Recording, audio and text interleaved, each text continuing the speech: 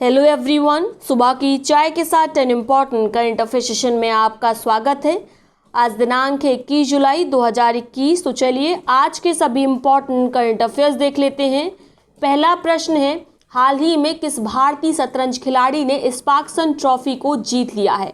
तो ये हैं भारत के महान शतरंज खिलाड़ी विश्वनाथ आनंद, जिन्होंने स्पार्क्सन ट्रॉफी को जीत लिया है। किसको हराया है? तो आपका उत्तर होगा व्लादिमीर क्रामनिक। व्लादिमीर क्रामनिक को हराकर विश्वनाथ आनंद ने स्पार्क्सन ट्रॉफी को जीता है। क्लियर। अगला प्रश्न है, विज्ञान अन्वेषण दिवस, जिसे चंद्रमा दिवस भी कहा जाता है, इसका आयोजन प्रत्येक वर्ष किस दिनांक को किया जाता है? तो प्रत्येक वर्ष 20 जुलाई को विज्ञान अन्वेषण दिवस, चंद्रमा दिवस का आयोजन किया जाता है। 20 जुलाई ही क्यों चुना गया? तो आपका उत्तर होगा 1969 में इसी दिन नील आर्मस्ट्रॉन्ग और एडविन बज एल्ड्रिन चंद्रमा की सतह पर उतरने वाले पहले इंसान बने थे। इसीलिए इस दिन की महत्ता को समझते हुए निर्णय लिया गया कि 20 जुलाई को चंद्रमा दिवस का आयोजन किया जाएगा। ठीक है, आपको अपोलो मिशन 1969 का याद होगा, उसी संबंध में ये बात हो रही है। इनके साथ एक और अंतरिक्ष यात्री गए थे, उनका नाम क्या था? उनका नाम था माइकल कॉलिंस। तो आप इनका भी नाम याद रखेंगे, माइकल कॉलिंस का भी नाम कई बार पूछ लिया जाता है। क्लियर हो गया। अगला प्रश्न देखते हैं, 74वें कान फिल्म समारोह में सर्वश्रेष्ठ वृत्त चित्र के लिए OLD और गोल्डन आई पुरस्कार किसने जीता है? तो ये है मोस्ट इंपॉर्टेंट, आप इनका नाम याद रखेंगे। ये है डायरेक्टर पायल कपाड़िया, जिन्होंने गोल्डन आई अवार्ड जीता है सर्वश्रेष्ठ वृत्त चित्र के लिए। वृत्त चित्र क्या होता है? वृत्त चित्र अर्थात डॉक्यूमेंट्री। ठीक है, 74वें कान फिल्म समारोह में डायरेक्टर पायल कपाड़िया ने गोल्डन आई अवार्ड सर्वश्रेष्ठ डॉक्यूमेंट्री के लिए जीता है। डॉक्यूमेंट्री का नाम है a night of knowing nothing. क्या है डॉक्यूमेंट्री का नाम? A night of knowing nothing. ठीक है, इसकी डायरेक्टर कौन है? डायरेक्टर है पायल कपाड़िया। अगला प्रश्न है, UNDP इक्वेटर प्राइज 2021 किसने जीता है? तो पहले बात करते हैं UNDP के इक्वेटर प्राइज के बारे में। यह प्रत्येक वर्ष उन व्यक्तियों और संस्थाओं को प्रदान किया जाता है जो जैव विविधता संरक्षण, पर्यावरण संरक्षण के क्षेत्र में काम करती हैं। इस वर्ष कुल 10 लोगों को सम्मानित किया गया, जिसमें 2 भारतीय संस्थान भी शामिल हैं। कौन से? स्नेहकुंजा ट्रस्ट और अधिमलाई कंपनी लिमिटेड। ठीक है, आप याद रखेंगे, आपका उत्तर यहाँ पर होगा C। क्लियर हो गया। किस क्षेत्र में सम्मानित किया जाता है? पर्यावरण संरक्षण और जैव विविधता संरक्षण के क्षेत्र में काम करने वाली व्यक्तियों और संस्थाओं को। अगला प्रश्न है, द इंडिया स्टोरी शीर्षक से एक नई पुस्तक किसने लिखी है? तो ये पुस्तक किसके द्वारा लिखी गई है? द इंडिया स्टोरी ये लिखी गई है भारतीय रिजर्व बैंक के पूर्व गवर्नर बिमल जलान के द्वारा। बिमल जलान ने द इंडिया स्टोरी नामक पुस्तक को लिखा है। ये इंपॉर्टेंट है, इसको आप याद रखेंगे। ठीक है। अगला प्रश्न है, राष्ट्रपति रामनाथ कोविंद ने केंद्र शासित प्रदेश जम्मू कश्मीर और लद्दाख संयुक्त उच्च न्यायालय का नाम बदलकर क्या करने को मंजूरी प्रदान की है? तो केंद्र शासित प्रदेश जम्मू कश्मीर और लद्दाख संयुक्त उच्च न्यायालय का नाम बदलकर जम्मू कश्मीर एवं लद्दाख उच्च न्यायालय किया जाएगा। इसकी मंजूरी हाल ही में राष्ट्रपति रामनाथ कोविंद के द्वारा प्रदान की गई है। अब बात करें भारत में कुल कितने वर्तमान में उच्च न्यायालय कार्यरत हैं? तो आपका उत्तर होगा 25। अंतिम 25वां जो हाईकोर्ट फॉर्म हुआ था वह कब हुआ था? 2019 में। कौन सा? तेलंगाना हाईकोर्ट। क्लियर। अगला प्रश्न है, विश्व हिंदू परिषद का नया अध्यक्ष किसे नियुक्त किया गया है? तो विश्व हिंदू परिषद या विहिप का नया अध्यक्ष कौन बना है? Doctor RN Singh, doctor Ravindra Narayan Singh, इन्होंने स्थान लिया है विष्णु सदाशिव कोकजे का। क्लियर हो गया। अब बात करें विश्व हिंदू परिषद की, तो यह राष्ट्रीय स्वयंसेवक संघ के अनुषंगी संगठन के रूप में कार्य करता है। इसकी स्थापना 1964 में हुई थी। इसके साथ इसका ध्येय वाक्य भी आप याद रख सकते हैं, धर्मो रक्षति रक्षता इसका ध्येय वाक्य है। क्लियर। अगला प्रश्न है, गूगल ने 18 जुलाई 2021 को डूडल बनाकर किस भारतीय महिला डॉक्टर का 160वां जन्म दिवस मनाया था? तो ये है कादम्बिनी गांगुली। ठीक है, इनको याद रखेंगे। इनका जन्म हुआ था 18 जुलाई 1861 को और इसीलिए 2021 में इनके 160वें जन्म दिवस को मनाया गया। गूगल के द्वारा डूडल बनाकर इनको सम्मानित किया गया। कादम्बिनी गांगुली न भारत की केवल पहली महिला डॉक्टर हैं, फर्स्ट फिजिशियन है, बल्कि ये फर्स्ट ग्रेजुएट भी हैं। ठीक है, पहली भारत की स्नातक है, महिला स्नातक। तो नाम याद रखेंगे इनका।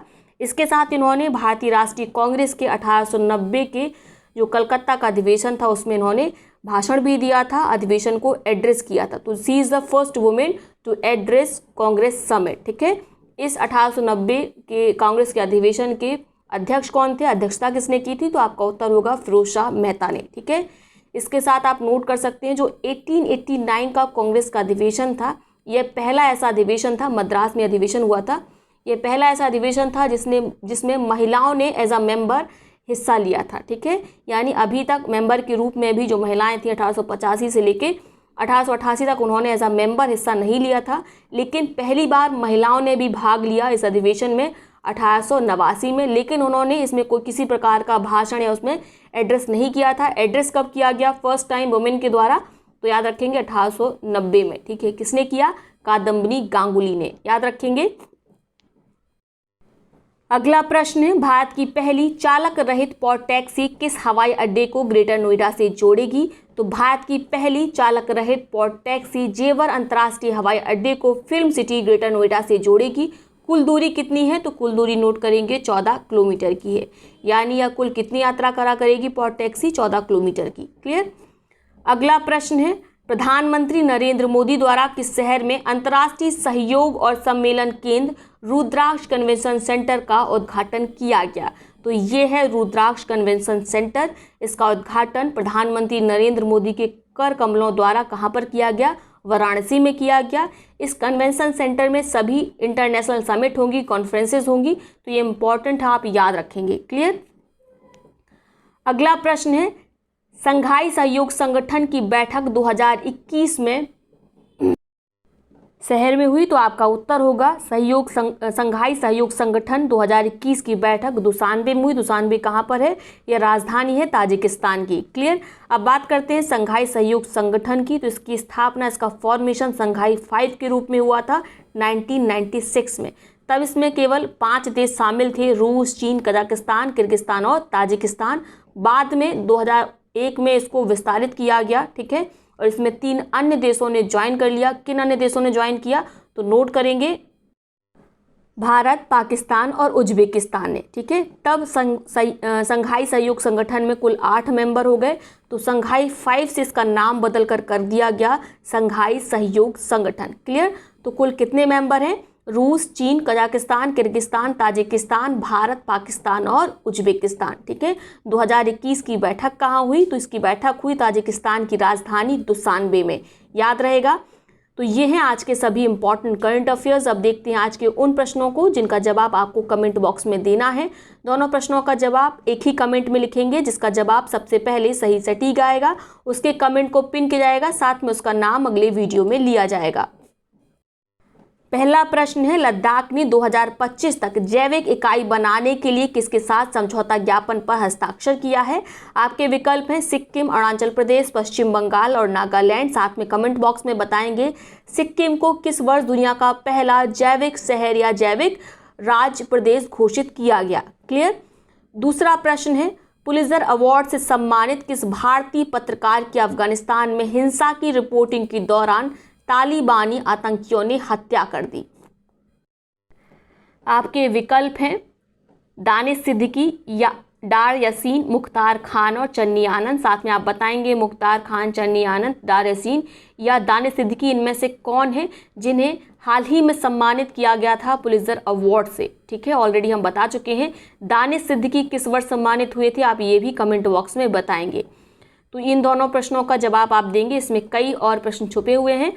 अब देखते हैं उन पिछले प्रश्नों को जिनका सबसे पहले सही सटीक जवाब विकास ने दिया था, और विकास के कमेंट को ऑलरेडी पिन किया जा चुका है। पहला प्रश्न क्या था, देश का पहला अनाज एटीएम किस शहर में खोला गया है, तो ये इंपॉर्टेंट है। देश का पहला अनाज एटीएम है, कहाँ पर खोला गया, हरियाणा में। हरियाणा में कहाँ पर, गुरुग्राम में, क्लियर। अगला प्रश्न है, भारत के प्रथम भिक्षु फल मोंक फ्रूट की खेती किस राज्य में शुरू की गई है, तो मोंक फ्रूट की खेती मुख्य रूप से होती है चाइना में, लेकिन भारत में भी ऐसी वेदर कंडीशन, ऐसे मौसमी दशाएं उपलब्ध हैं कि यहाँ पर भी मोंक फ्रूट की खेती हो सकती है, ठीक है।